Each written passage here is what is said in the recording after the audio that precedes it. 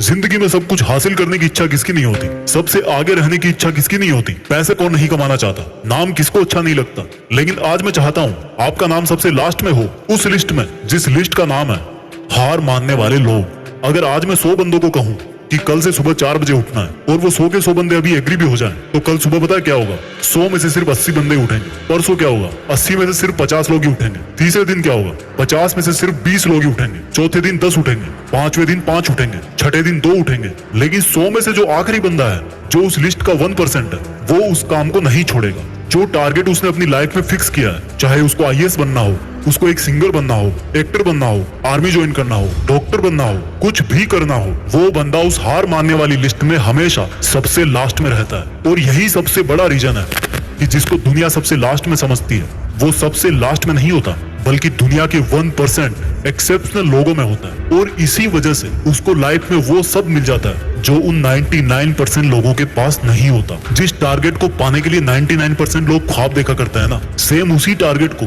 वो 1% बंदे हासिल कर लेते हैं जिन्होंने अपने 99% सुखों का त्याग कर दिया। 100% तो कोई भी नहीं होता, लेकिन परफेक्ट बनने का इरादा 100% होना चाहिए।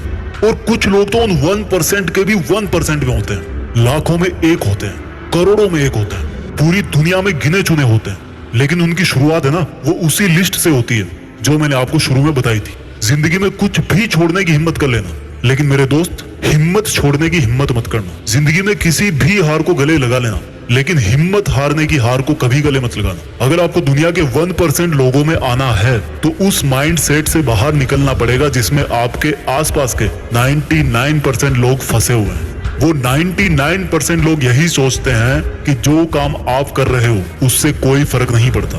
लेकिन मैं कहता हूँ फर्क पड़ता है मेरे भाई।